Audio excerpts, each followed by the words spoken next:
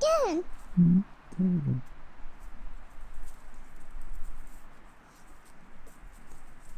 Bleh. Bleh. Ivar, sitt still. Ivar. Sitt still. Shh, titta. Done.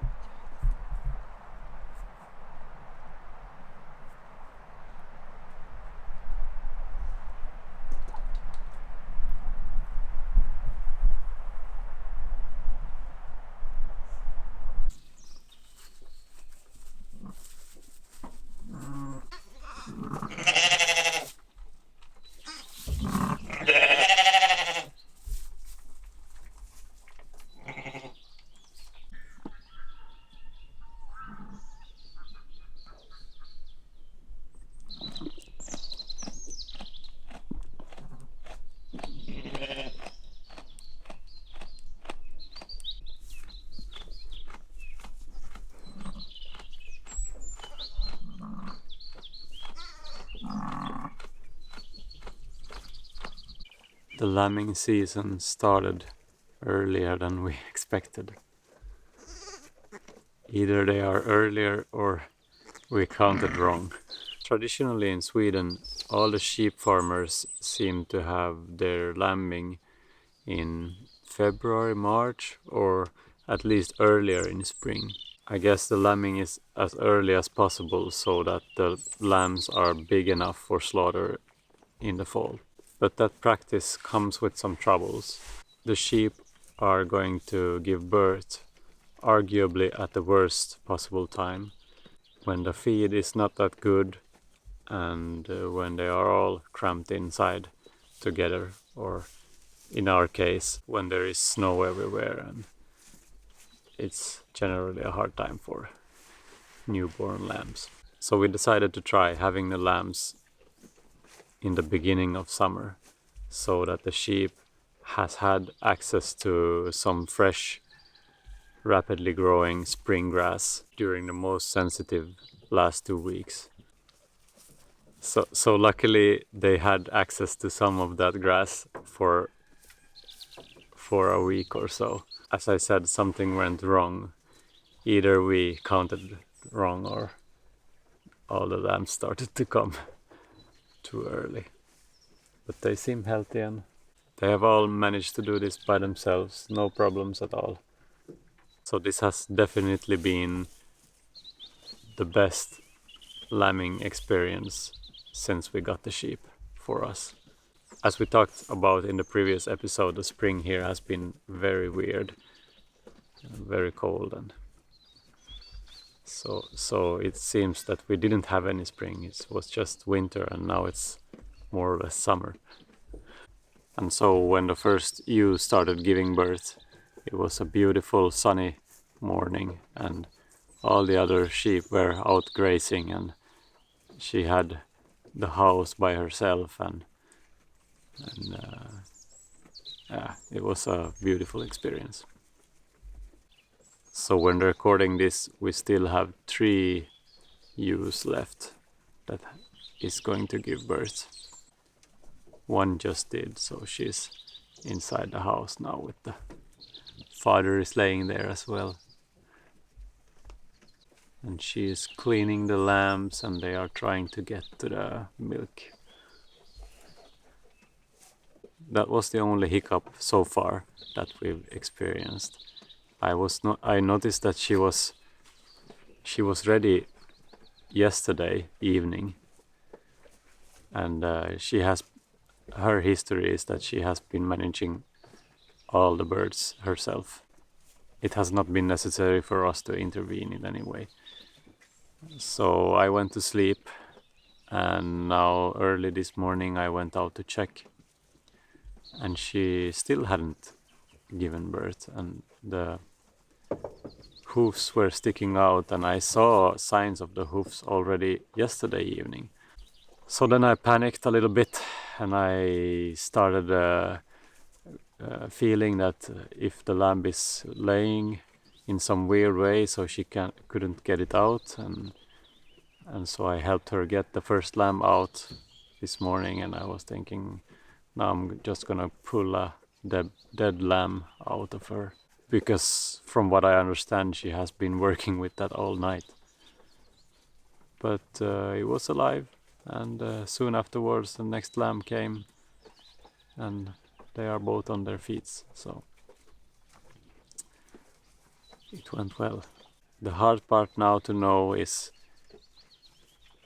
was it necessary for me to intervene or not? That is something we will never know. These decisions are hard when it's not really obvious if it's necessary or not.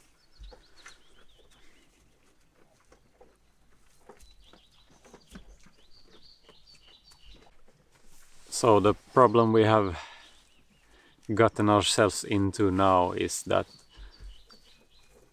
these lambs are not going to be big enough for slaughter this fall. So we're gonna have to keep our main herd and every lamb born this summer or spring for the winter. So we need winter feed for many more. And the land we got access to can't provide all that. So we need to find somewhere to buy winter feed. And my wish also is to not take winter feed from the land that we have taken winter feed for the past couple of years, so it can rest. And I hope to circulate the sheep there in a regenerative fashion with multi-paddock grazing, as well as having them totally free to graze here. I would like to graze this field in a multi-paddock fashion as well, so they could start regenerating these instead of just going and picking and choosing. But here I would need to have some cows, I think, as well, so they can trample those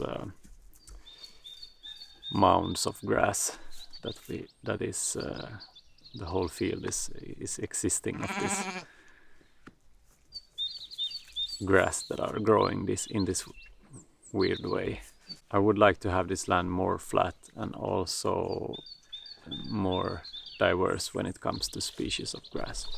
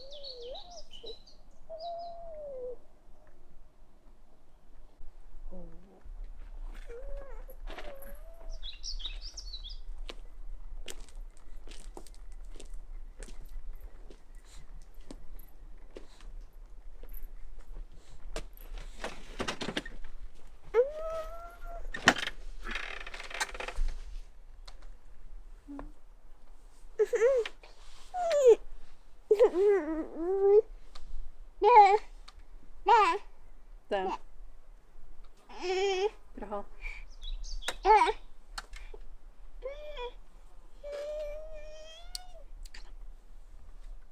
Hejdå.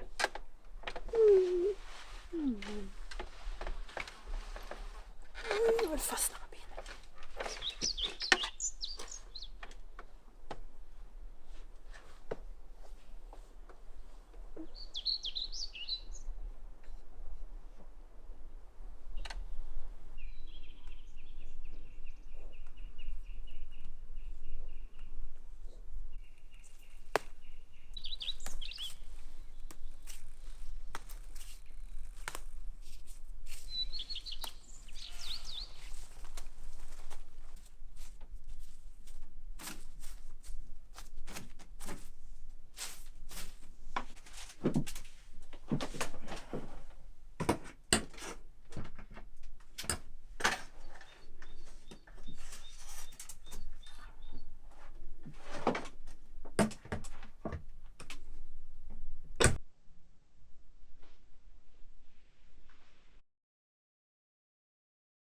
After the lambing, I packed my car and went southwards. I was going to the last meeting on the Regenerative Agriculture and Holistic Management course I have been attending. But before that, I stopped at Moses' place for a couple of days. He has really built a paradise there, and I met a lot of nice people there as well.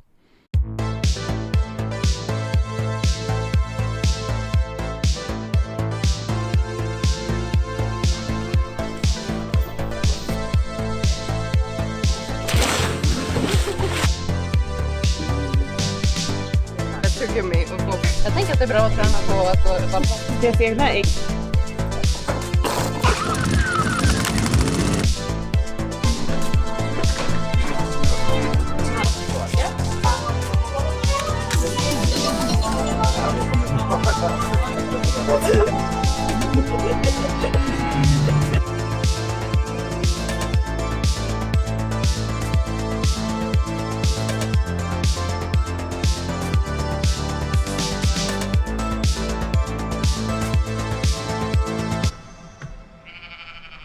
I had a very nice time at Moses' place, and it was hard for me to leave them.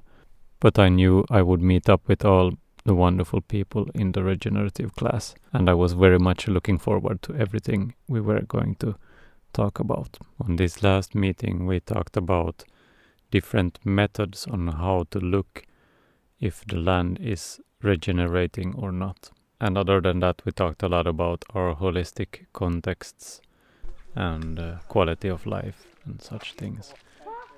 It was very emotional when we knew that this was the last gathering of this kind with this group of people. It has been a fantastic course, and I recommend it to everyone. I'm going to miss these peoples, and I hope to see them all again.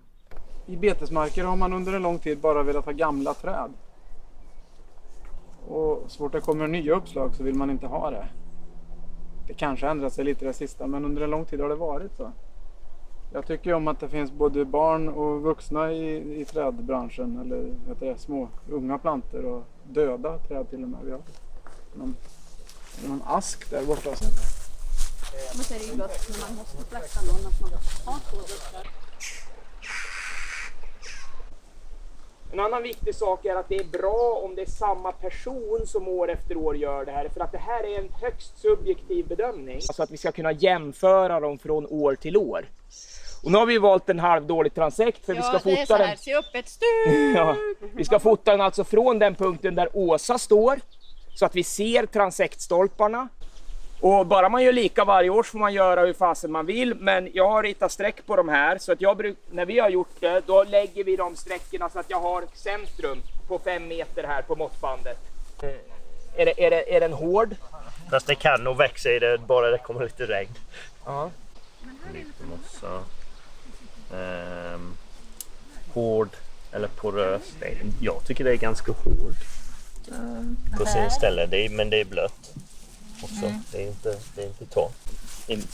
Alltså mellan växterna är det ju knappt någonting i mellanväxterna. Och man stoppar ner fingret, det är mjukt och... Men det kanske är utanför. Ja. Nu får ni räkna istället för att skriva ner allt. Och det pallar jag inte med.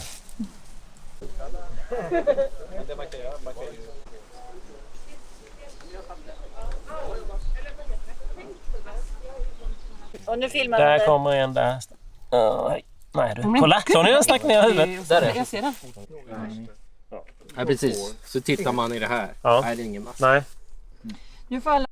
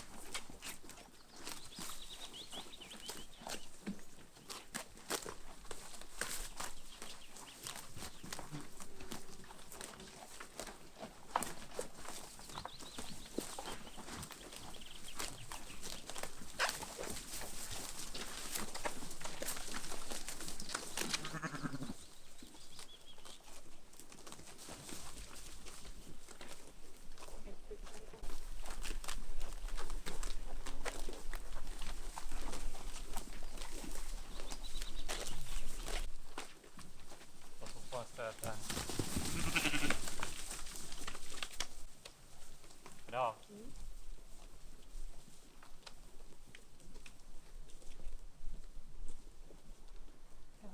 Ja. Baggarna vet du vad det gäller i alla fall.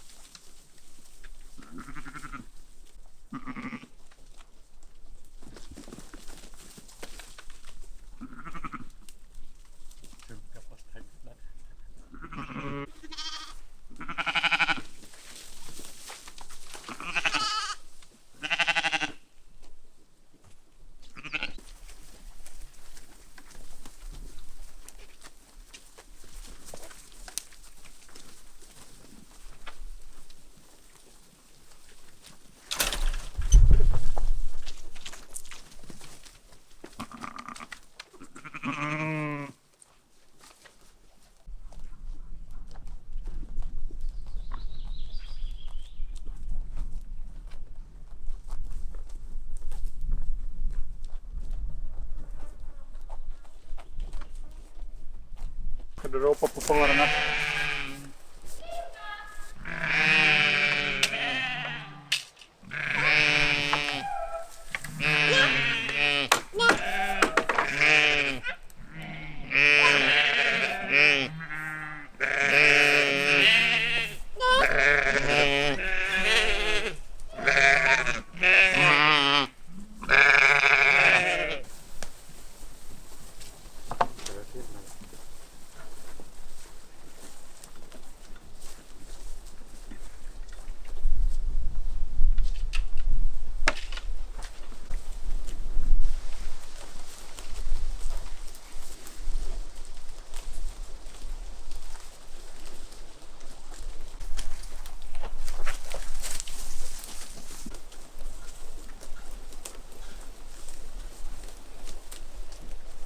We have been training the sheep to learn what the electrical fence is.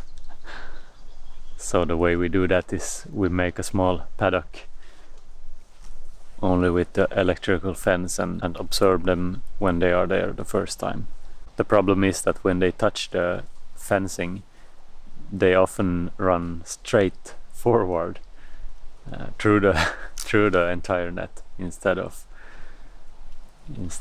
backing off. So we have to be present for the first time, otherwise something can go bad.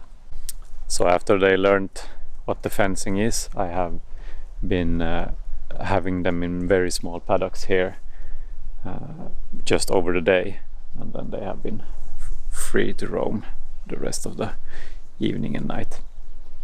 The idea is that they eat some and trample some in a very cramped areas. So the animal impact on the land on that place becomes very high, and that is supposed to trigger the grass to grow more, and also because it is not overgrazed, the roots of the grasses are not getting stressed. So the animal impact is they eat and they trample and they pee and poo, and when the area is very cramped they don't want to eat where they pee and poo, so they have to move after a while. And that also leads to them not overgrazing. We have a little bit of an overgrazing problem closest to where they have their house. I don't really know what to do about that. Outside of our yard they are walking freely and chooses where to go. Ivar has to start walking a little better so he can take the flock and take them somewhere else over the day. So now we just put them inside. We have 2 permanent paddocks here. So this is the first one that we built, where they had their house and spent the whole winters. So now this has been resting. So I'm gonna have them grazing in this paddock for just over the day now, and then they'll come back to their old place. After this we are going to try to get all the sheep up to the village so the whole ground here can rest for a while.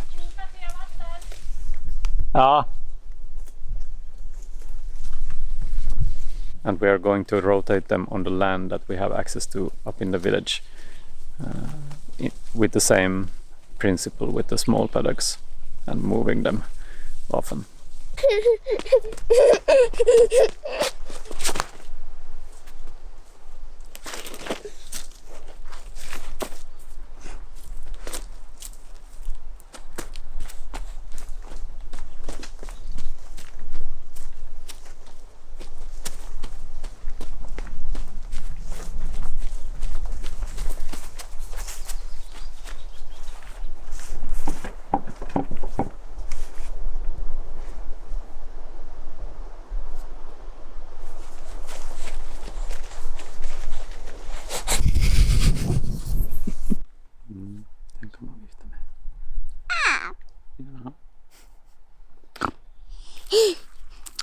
Försiktigt.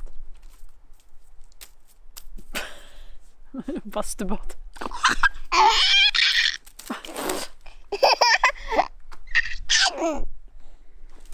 Ja, dit får den. Hej då. Borta. Ska du lukta på den? Lukta.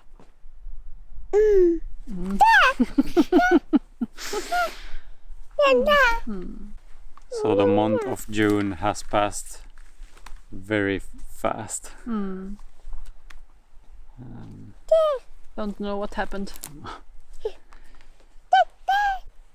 We really like to thank our patrons for making these videos possible. Thank you so much. Thank you. We hope you enjoyed this episode with lots of content of sheep. We really like the sheep, so I enjoy spending time with them and enjoy the whole process of having sheep. And we are totally beginners still. We barely know what we're doing. As usual. But what I want to say with that is, if you are interested in getting sheep or chickens or even cows, don't think it's impossible. It's very doable. If we can start from scratch and do it, so can you. One doesn't even have to own the land. You just have to know that you have access to some land and access to winter feed and such things. So I guess this is it for this episode. Thank you for watching, and we'll see you in the next one. Hej då. Hejdå. Hej då. Ja. Jaså? Ska vi pissa, Ivar? Har du pissat på länge? Nej, då går vi och pissar nu. Då går vi och pissar. Då går vi.